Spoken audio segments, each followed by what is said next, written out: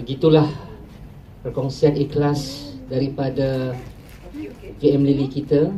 Mudah-mudahan apa yang dilalui oleh VM Lily kita itu kita dapat pengajarannya, dapat ambil kekuatannya untuk kita meneruskan perjuangan kita yang melawan arus perdana ni lah, ya tuan-tuan dan puan-puan ya. Jadi terima kasih kepada VM Suhaili atas perkongsian beliau itu tadi. Tuan-tuan dan puan-puan sekalian, berdasarkan kepada perkongsian dua speaker tadi yang berkongsi berkenaan dengan testimoni, apa yang saya dapat simpulkan, ada 3 poin penting yang ingin saya highlightkan ya. Yang pertama sekali, produk Shuang Ho telah terbukti berkesan untuk membantu menyihatkan badan. Okey. Poin yang kedua, produk Shuang Ho terbukti berkesan meningkatkan sistem imunisasi badan. Dan yang ketiga, produk Shuang Ho telah terbukti berkesan mempercepatkan penyembuhan penyakit. Anda yakin dengan statement ini? Yakin, insya-Allah. Baiklah. Kita sekarang telah tiba kepada segmen yang paling utama ya. Paling highlight lah ya. Yang sangat penting, yang mana menjadi headline kepada perjumpaan kita pada petang ini. Dalam poster dan sebagainya. Dan perkongsian seterusnya ini amat menarik. Kerana apa? Kerana kita akan dibawa menelusuri satu perjalanan jerit perih ya, yang dilalui oleh pasangan ini sebelum dan selepas mereka berjumpa dan berkenalan dengan Shuang Ho. Jadi jika saya sedikit menceritakan sedikit tentang latar belakang pasangan ini, saya tak pasti, mungkin Kak Yuli akan present. Pasangan ini mula menyertai Shuang Ho pada Februari 2012. Maknanya boleh kita katakan lebih 12 tahun. 12 tahun bersama dengan Shuang Ho. Mana nak cari satu perniagaan yang dia punya loyalty level tu panjang. Ada setengah 3 tahun, company pun guyup dengan group, the whole group pun guyup juga. Tapi di Shuang Ho kita tak lihat ada yang 30 tahun, 28 tahun, setahun. Banyak kami lah, macam saya setahun lebih, insyaAllah kita akan bersama-sama. Keyakinan tu dah ada, insyaAllah. Memang dah ada lah ya. Okay. Pada tahun 2018, pasangan ini fokus semula kepada Shuang Ho setelah 6 tahun berehat, kekal sebagai pengguna yang setia. Okay. Dan pada tahun 2019 berjaya mencapai pangkat senior vice manager. Dan pada Mei 2021 menjadi special vice manager. Dan akhir tekad pada tahun 2021 mereka telah membuat satu keputusan drastik, iaitu memecat bos mereka sendiri menjadi full timer untuk Pak Shuang Ho. Jadi majlis mempersilakan Diamond Nur Yulani Muhammad Yunus untuk ke hadapan untuk berkongsi dengan kita bagaimana pengalaman beliau berjaya dalam Shuang Ho. Persilakan.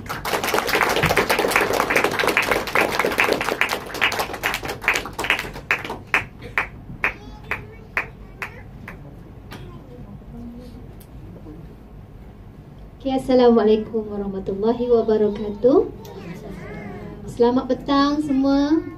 Saya tadi duduk kat depan sekali kan, saya tak tengok belakang. Bila tengok belakang, tengok, oh Alhamdulillah ramainya. Syukur ya. Okay, sebabnya kehadiran anda semua ni memberi saya sangat-sangat semangat untuk berkongsi dan bercerita pada petang ini. Okay, apa khabar semua? Sihat?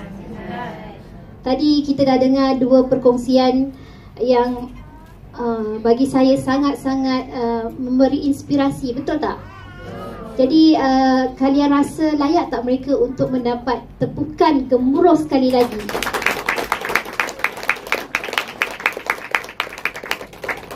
Okey. Ada yang tak kenal saya lagi? Ataupun boleh saya perkenalkan diri? Walaupun MC tadi dah kenalkan diri saya, tapi boleh tak saya perkenalkan diri sekali lagi? Okey. Nama saya Nur Yuliani binti Muhammad Yunus. Sepatutnya pada hari ini saya akan berkongsi dengan suami, tapi suami saya cakap kami berdua ni sawan mic, kata dia. Kan? Jadi dia kata kena salah seorang saja. Mula-mula patutnya kami berkongsi 2 orang. Okey, tapi okeylah, dia berkorban lah kan, bagi saya peluang untuk berkongsi pada petang yang bagi saya ini ialah pembuka tahun 2024, correct? Seminar dalam bahasa Melayu, dan saya pun sangat-sangat teruja sebab buat pertama kalinya saya difahamkan nenek saya dalam Syuangho ya. Puan SPVM Nursia, betul? Datang pada hari ini apa yang dimaklumkan oleh GD Hashlina. Beri tepukan kepada beliau dan juga suaminya Abang Idrus, Special BM ya, kedua-duanya. Okey, bagi yang biasanya nama saya memang Nur Yuliani binti Muhammad Yunus. Panjang kan nama tu? Jadi saya pendekkan sebagai Yuliani Yunus, ataupun ada yang akan panggil saya Yuli ataupun Kak Yuli. Okey, sebelum tu memang saya nak ucapkan terima kasih berbanyak-banyak kepada GD Hashlina dan juga saya punya semangat dalam Syuangho ni, saya punya upline, dan juga kepada syarikat atas kepercayaan yang diberikan kepada saya untuk berkongsi sedikit perjalanan hidup saya yang saya boleh bagikan kepada 2, iaitu sebelum berkenalan dengan Syuangho dan juga selepas menemui Syuangho. Okey? Okey. Sebenarnya bila ditanya oleh MC, tajuk saya apa hari ni kan? Saya kata rahsia. Tapi nampaknya tadi bila buka slide dah terus nampak lah tajuknya. Okey. Saya akan bercerita macam ni. Sebelum saya mengenal Syuangho macam mana dan selepas saya mengenal Syuangho macam mana, okey? Jadinya saya percaya semua orang ada keluarga. Betul? Semua orang ada keluarga. Dan bila kita ada keluarga, kita sayang tak pada keluarga kita tu? Sayang sangat kan? Dan kita akan berikan keluarga kita tu sesuatu yang sangat-sangat baik, sangat-sangat hebat, sangat-sangat apa orang kata, apa yang mereka suka kita memang akan berikan. Okey. Tapi biasanya yang kita beri kepada keluarga kita beri apa? Apakah yang kita selalu berikan pada keluarga? Kita selalu beri harta benda kita lah kan. Contohnya kita bagi duit untuk dia beli apa yang dia suka, betul tak? Ataupun kita bagi keluarga apa? Memang harta benda lah biasanya lah kan, okey? Tapi soalan saya di sini, dalam banyak-banyak hadiah, okey, dalam kehidupan kita ni, apakah hadiah terbaik yang kita boleh berikan kepada keluarga kita? Ada siapa-siapa nak jawab? Saya punya gold diamond awal-awal dah apa? Dah bagi jawapan. Yang lain ada jawapan yang lain? Tak ada Okey, saya memang sangat bersetuju. Betul lah, kesihatan ialah hadiah terbaik untuk keluarga kita. Tak ada lain dalam dunia ni lah bagi saya. Kenapa saya bercakap begini? Sebab saya sendiri ada sejarah hidup dalam perjalanan saya ini yang menyebabkan saya sangat-sangat nampak betapa kesihatan inilah hadiah yang paling baik untuk kita berikan kepada keluarga kita. Setuju semua? Setuju. Okey, saya teruskan kepada slide saya yang pertama. Saya ceritakan sedikit perjalanan hidup saya sebelum menemui Syuangho, iaitu ujian saya bermula sebelum dan juga selepas saya berkahwin. Tapi saya mesti pecahkan cerita ni sebab kadang-kadang ada yang confused. Maksudnya ni cerita sebelum mengenali Syuangho, okey? Pada November 2000, maknanya cerita tahun berapa tahun lalu? 24 tahun yang lalu, saya graduate daripada Universiti Utara Malaysia dalam bidang teknologi maklumat, okey? Saya biasanya kan kita lepas kita graduate kan, okey, lepas kita graduate kita mesti akan cari kerja kan. saya ialah anak sulung dalam keluarga. Okay. In fact dalam belah atuk dan ayah dan mak saya juga merupakan cucu sulung. Jadinya dalam semestinya saya sebagai seorang anak sulung, cucu sulung, saya ada 3 orang adik. Saya mesti menjadi harapan dalam keluarga saya, betul tak? Okey. Tapi dalam saya mencari pekerjaan susah zaman tu saya pun dah mula rasa susah jugalah. Sebab interview sana, interview sini susah nak dapat kerja. Bila saya dapat kerja, hari pertama saya pergi kerja, saya mendaftar diri. Hari pertama saya, kalau saya boleh ceritakan saya mula dapat satu simptom sebenarnya yang nak menunjukkan bahawa saya bakal disahkan satu penyakit yang sebenarnya bagi saya pada masa tu saya memang tak pernah terfikir pun. Okey, saya disahkan penyakit itu selepas 4 bulan saya bekerja di saya bekerja sebagai lecturer di satu college. Okey, mungkin you all tahu college tu nama Cosmo Point. Okey, pada masa tu.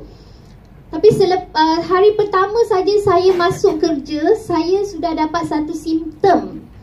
Simptom yang nak menunjukkan sebenarnya saya bakal menjadi pesakit leukemia. Okey. Jadi saya disahkan menjadi pesakit leukemia tu pada tahun 2001.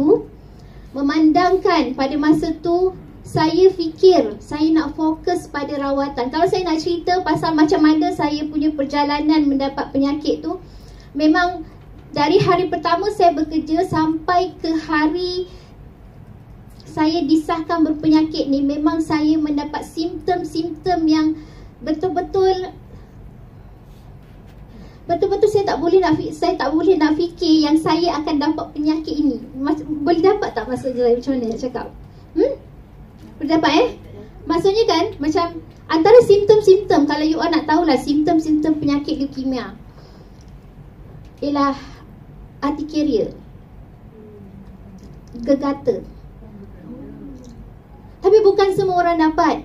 Cuma itu antara simptom-simptom yang kita boleh tengok sekiranya kita ada isu yang berkaitan dengan, kalau leukemia ni sebenarnya ialah kanser darah.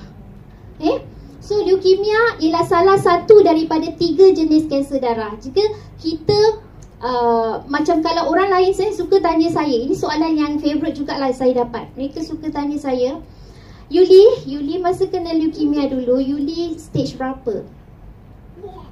Kat sini ada tak siapa-siapa yang pernah kena kanser ataupun family ada kanser? Siapa? Mami saya, mother saya. Okey. Sekarang? Dia sudah pass away lah. Okey, jadinya kan untuk ini pengetahuan you all jugalah Okey. Kanser organ dan kanser sistemik ialah kita panggil satu kanser yang sebenarnya berbeza. Kalau kanser organ memang melibatkan stage 1, 2, 3, 4. Tapi untuk kanser leukemia, the only one, kalau dalam kanser darah yang lain iaitu limfoma ke myeloma ke, tetap ada stage.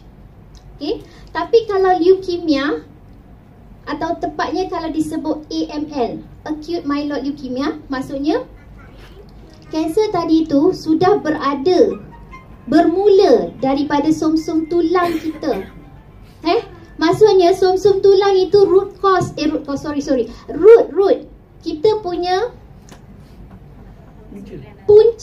puncanya sudah berlaku di sumsum tulang itu sendiri. Jadi suka atau tak suka, kanser ini memang sudah berada di stage 4. Sebab tu istilah yang digunakan oleh hospital ialah tak ada staging, tak ada stages. Jadi itulah dia sedikit penjelasan tentang penyakit leukemia. Saya resign kerja. Saya memang completed chemo dari 2001 hingga 2002. Dan status sekarang orang selalu juga tanya saya macam mana leukemia saya punya keadaan sekarang. Okey. AML in remission. Maksudnya AML itu saya dalam keadaan yang tidak pernah relapse. Faham maksud relapse? Relapse maksudnya tak berulang, dan saya tak pernah, alhamdulillah tak pernah pun berulang kanser tu dari 2001 hingga 2024 sekarang. Okey. Pada November 2004 saya berkahwin.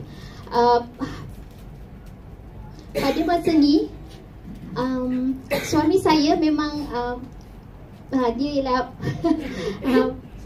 boyfriend. Okay. Kami dah kenal dari tahun tingkatan 4 kami dah kenal. Kami memang satu sekolah.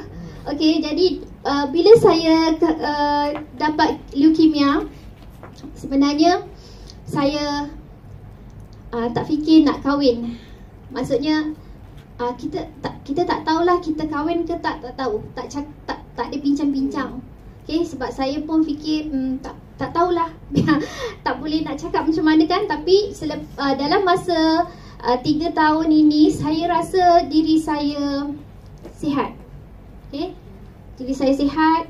Dan dalam masa yang saya tengah buat rawatan ni pun, memang saya fokus sebenarnya pada keluarga. Maksudnya saya berpendapat pada masa tu kegembiraan keluarga saya itu adalah yang paling penting untuk saya.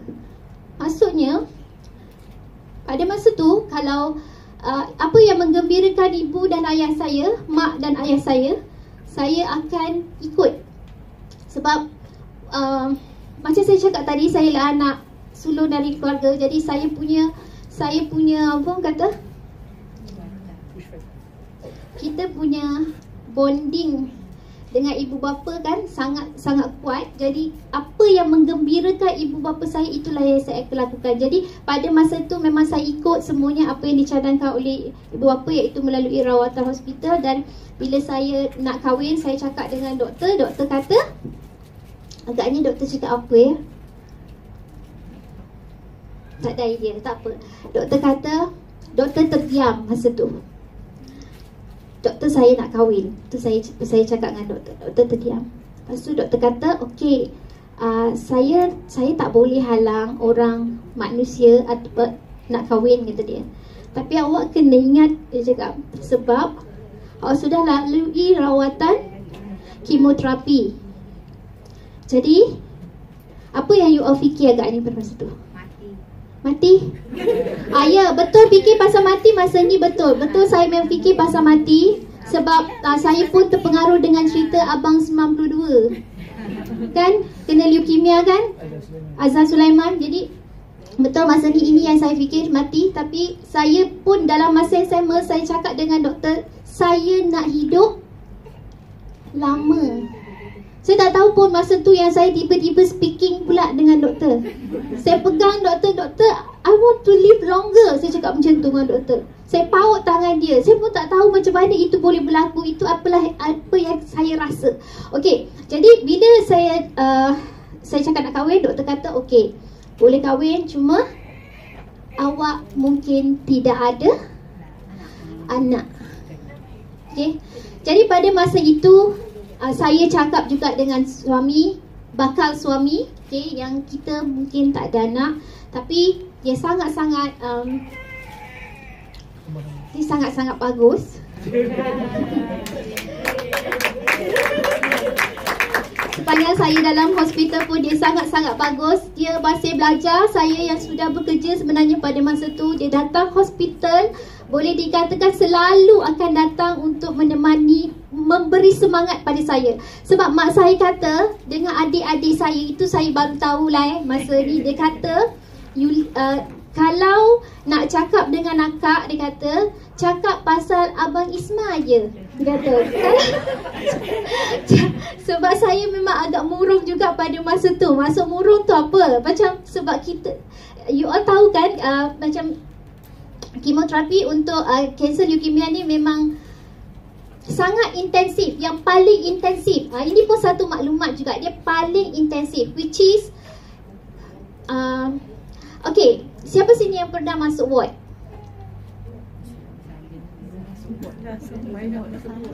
Okey. Berapa lama duduk dalam ward tu?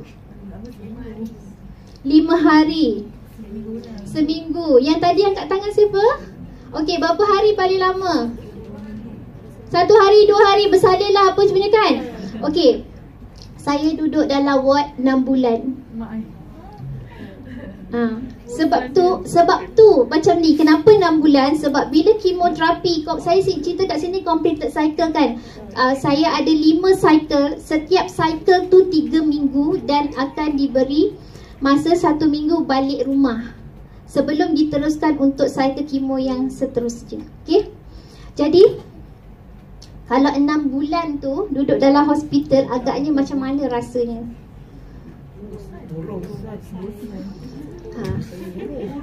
Sebab itulah tajuk kita ni memang pasal kesihatan kan. Sebabnya saya bukan duduk di ward tu, saya boleh keluar bilik, jalan-jalan, pergi kafe, nak makan apa yang saya suka. Tak boleh. Saya duduk dalam satu bilik kecil. You all pernah tengok tak apa dia kita panggil pesakit-pesakit yang dalam ward?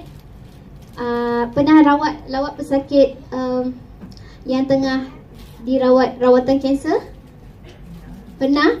Tak pernah. Biasanya memang tak bagi tengok pun. Doktor tak bagi tengok. Bukan tak bagi tengok. Tengok dari luar tu lebih baik lah, berbanding daripada masuk dekat dalam bilik. Kami memang akan diisolatekan daripada pesakit-pesakit lain. Sebab bila kita tengah buat rawatan kemo, ini pun satu knowledge juga ya. Bila kita tengah buat rawatan kemo, kita punya immune system sangat-sangat jahanam sebenarnya. Macam mana kita nak sihat, betul tak? Kalau kita fikir balik macam mana kita nak sihat. Okey? Jadi sebab itulah bila tadi doktor kata saya mungkin tak ada anak, okey, tapi saya dah cakap tadi suami saya sangat bagus kan. Jadi kami berkahwin dan alhamdulillah pada Januari 2006 saya melahirkan seorang anak, okey, secara normal. Dan pada tahun 2008 pada masa inilah saya dapat penyakit. Saya dapat penyakit, saya boleh panggil ni sebagai apa? Penyakit selepas daripada rawatan kemo. Okey? Jadi penyakit ni walaupun mungkin orang lain nama penyakit ni adalah endometriosis dan adenomyosis stage 4. Walaupun mungkin orang lain ada juga yang mendapat penyakit ini, tetapi jika mereka tidak melalui rawatan kemo, bagi saya peluang mereka untuk sembuh sangat-sangat cerah. Cuma kenapa saya menghadapi cabaran yang sangat besar kat sini? Sebab tengok status yang saya tulis, status sekarang maksudnya 2024, bertambah baik dan masih meneruskan usul rawatan. Sedangkan saya mendapat problem ni dari 2008. Lama tak? Saya tak cakap pun diri saya dah sah sembuh tidak lagi, tapi saya boleh katakan saya bertambah baik. Okey? Pada Mei 2011 saya diuji dengan pendarahan dalaman yang serius. Pada masa ni saya 50-50. Saya memang bleeding sangat teruk kerana saya mengandung di luar rahim. Okey? Berpunca dari mana? Berpunca daripada penyakit rahim yang dihidapi. Itu maksudnya di sini nak cakap yang apabila ada sumbatan di sini yang tak selesai, maka saya dapat lagi problem yang lebih besar daripada itu. Ini yang berlaku sebelum saya mengenali Chuang Ho. Okey. Saya kongsikan sedikit ni gambar masa ni. Inilah gambar saya di ambang leukemia. Ini masa ni saya memang dah dapat simptom-simptom urticaria tu selama 4 bulan. Setiap hari satu badan. Saya cuma tak ada tunjukkan gambar saja. Okey. Dari kepala sampai ke kaki saya dipenuhi oleh gegata yang berbentuk seperti asam keping berbunga-bunga. Okey, dia bukan macam gegata yang kita selalu fikir yang tebal tu. Tapi ini bentuk yang memang dia sangat flat. Dia flat saja ya, dia flat dan dia sangat gatal. Dia melibatkan dari kepala sampai ke kaki. Okay, setiap hari saya akan dapat masalah ini. Dan biasanya dia rancak keluar waktu bila? Kalau kita tengok biological clock kita kan, waktu yang kita tidur tu dia rancak keluar. Okay, tapi besok pagi bila saya nak tunjuk pada, masa ni saya bekerja, saya nak tunjuk pada bos saya tu, saya tak boleh tunjuk lah sebab dia hilang. Pandai dia kan, dia hilang. Saya nak tunjuk kat kaki pun tak boleh. Saya kena ambil gambar untuk tunjukkan bukti. Sebab masa tu saya resign tu, saya kena tunjuklah gambar yang saya sebenarnya sedang sakit, tapi tak tahu apa puncanya. Okay,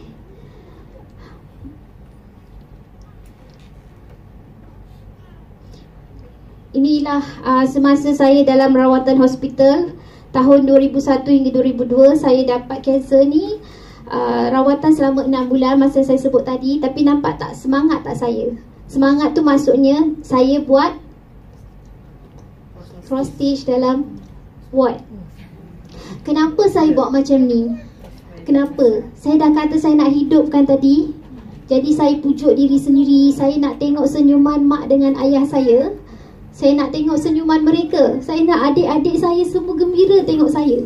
Jadi bila saya rasa saya okey, saya akan bangun, saya akan buat cross stage. Adalah dalam 2-3 cross stage saya hasilkan masa dalam ward. Dan doktor yang merawat saya pun, dia kata saya memang sangat bagus lah, kata dia. Sebab saya tak akan duduk sahaja macam merenung nasib, mengeluh macam tu. Tidak. Saya akan pujuk diri, saya buat sesuatu, saya tengok TV. Masa tu kalau you all yang tengok cerita lah, Mistress Hermanas zaman tu, okay? Itulah tahun 2001 tu, okay? Jadi inilah perubahan hidup selepas bertemu dengan Chuang Ho. Okay,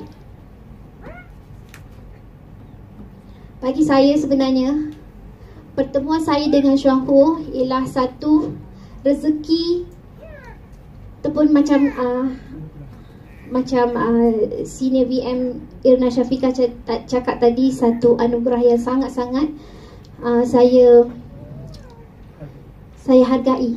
Okey, kenapa? Sebab macam tadi saya ceritakan tadi betapa sebenarnya pada masa sebelum bertemu dengan Chuang Ho tu, saya sedang mencari solusi.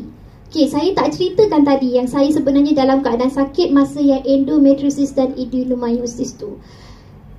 Pada masa tersebut sebenarnya, kalau saya, walaupun masa tu saya dah join Chuang Ho pun, saya datang Chuang Ho tu kerana saya makan painkiller.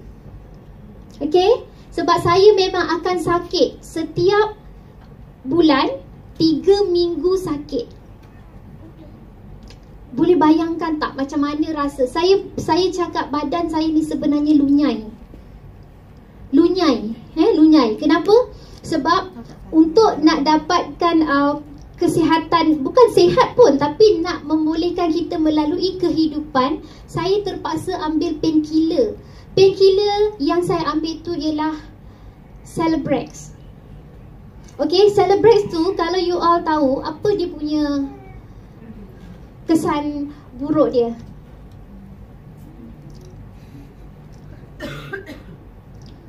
Kesan buruknya ialah antaranya boleh dapat stroke. Okay, jadi itulah yang saya lakukan. Tapi selepas saya mengenali Chuang Ho, macam saya katakan kat sini, macam saya nyatakan di sini, ujian pasti ada. Namun saya boleh katakan yang saya tiada penyakit baharu. Saya cuma menguruskan saja sisa-sisa akibat daripada rawatan yang dibuat dulu. Okey, kualiti hidup kian baik. Kawan pun saya semakin ramai.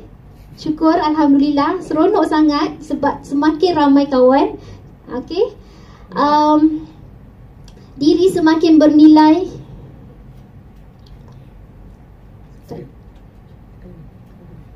Diri semakin bernilai, potensi diri dapat dicongkil, dapat meneruskan kembali cita-cita sebagai pensyarah yang terhenti. Malah lebih beruntung kerana dapat upgrade diri tentang 3 perkara penting yang diperlukan dalam hidup, iaitu wang masa dan kehidupan. Jika saya dulu, memang betul pada awal-awal pada awal-awal masa saya resign kerja tu, memang betul saya rasakan bahawa saya macam telah menyusahkan keluarga saya.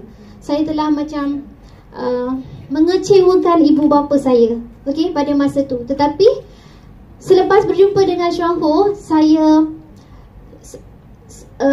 dengan contohnya datang kelas, walaupun saya pilih-pilih, masa tu saya pilih-pilih juga tajuk. Pilih tajuk tu macam mana macam maksudnya macam ni. Pada awal-awalnya saya masih tak nampak apa yang upline saya Gigi Hashina selalu bagi tahu. Dia kata, Yuli ni memang asyik sakit je, kata dia. Yuli suri rumah, Yuli perlu apa kata Yuli buat Chuang Ho ni, okey? Tapi pada masa tu saya betul-betul tak nampak kenapa saya mesti buat Chuang Ho. Saya fokus hanya kepada saya sakit, saya nak sihat, okey? Tetapi saya lupa yang sebenarnya untuk menjadi sihat saya memerlukan duit. Saya memerlukan duit itu. Jadi kan, bila saya dah sedar, saya dah nampak apa yang sebenarnya upline saya cuba nyatakan kepada saya tu, maka kejap lagi saya cerita, okey? Tapi maksudnya di sini ialah apabila saya menjadi pensyarah dulu, sebenarnya saya tahu pasal subjek yang saya ajar tu je lah kan. Lepas tu macam orang lain juga pergi kerja, balik kerja, tapi kita tak belajar pasal kesihatan. Cuma bila di sini saya nampak yang bila kita belajar tentang 3 perkara ini, yang sebenarnya ini adalah satu perkara yang sangat-sangat diperlukan dalam kehidupan kita. Jadi berbalik kepada saya punya tajuk, tetap juga saya mengatakan bahawa hadiah terbaik kita untuk keluarga ialah kesihatan. Sebab kalau kita tak sihat, kita tak boleh bekerja. Betul? Kita tak boleh bekerja. Siapa kata yang bila kita sakit ni kita masih boleh kerja? Kita tak boleh kerja. Jadi dalam banyak-banyak, kenapa hari ni saya memilih topik ini? Kerana pada pendapat saya, pada pendapat saya, tidak ada perkara lain yang lebih penting dalam kehidupan ini selain daripada kesihatan itu sendiri. Sebab itulah kesihatan itu ialah kekayaan. Kekayaan sebenar ialah menjadi seorang yang sihat. Dan dengan sihat kita boleh tak mengubah kehidupan kita? Kita boleh mengubah kehidupan kita. Saya bukanlah orang yang layak sebenarnya nak bercerita tentang kesihatan. Tapi kerana ujian sakit yang saya terima tu, saya rasa sangat bertanggungjawab. Seperti apa yang kalian sudah nampak, saya berdiri di sini dalam keadaan yang sihat, betul? Jadi saya merasakan bahawa pengalaman saya yang pernah menjadi pesakit, saya perlu sampaikan kepada orang lain. Perlu disampaikan kepada orang lain. Sama ada nak menggunakan produk Chuang Ho ataupun tidak, itu adalah pilihan kita. Tetapi ilmu yang kita dapat di sini, belajar macam mana untuk menjadi sihat, belajar macam mana untuk melalui kehidupan dengan berkualiti, pada saya itu adalah satu ilmu yang kita tak boleh jumpa di mana-mana. Sebab tu saya kata mengenali Chuang Ho ini adalah satu rezeki, satu anugerah buat saya. Dan saya sangat-sangat berterima kasih kepada syarikat kerana telah menghasilkan produk-produk Lingzi, produk-produknya yang sangat-sangat berkualiti. Setuju? Kan? Kita sangat-sangat beruntung sebab kita dapat makan Lingzi Chuang Ho. Okey. Satu lagi, tambah seronok ya. Sebab di Chuang Ho ni saya dapat beraktiviti bersama-sama dengan suami. Macam tadi MC ada beritahu, dia telah memecat suami telah memecat bosnya sendiri ya. Okey, maknanya suami saya dia telah resign. Okey, ada cerita sekejap Okey, saya ceritakan di sini. pada Februari 2012 kami telah dipertemukan dengan Chuang Ho, memilih menjadi pengguna Tegak pada ketika itu. Ini adalah apa yang saya ceritakan tadi, di mana saya masa tu tak nampak kenapa saya mesti jalankan bisnes Chuang Ho. Saya rasa menjadi pengguna Tegak itu yang pilihan saya pada ketika itu, dan saya memilih untuk fokus sahaja kepada menjadi pengguna, tetap walaupun suka sangat berkongsi peluang-peluang yang ada dalam Chuang Ho ini dengan orang lain di luar sana, tapi saya tak anggap saya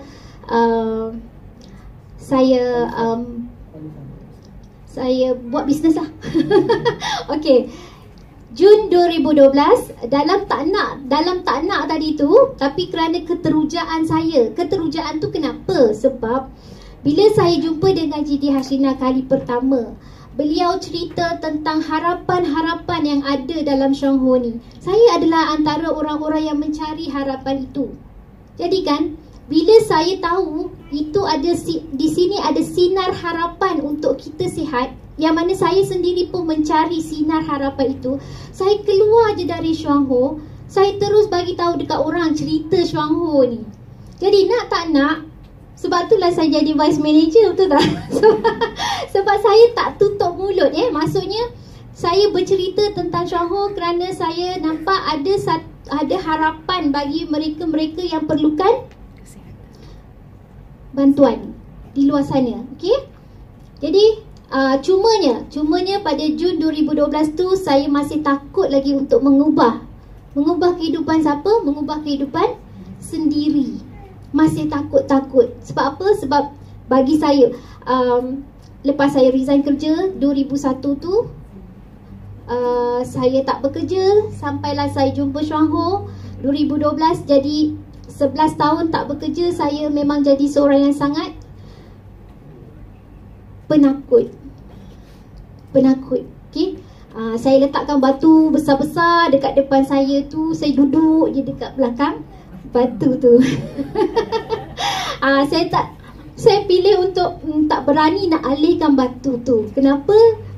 Tak tahulah, takutlah kan. Takut. Jadi saya duduk belakang batu tu sampailah okey, 2018 saya membuat keputusan. Di sinilah sebenarnya saya buat keputusan. Itu batu mesti kena kasih alih.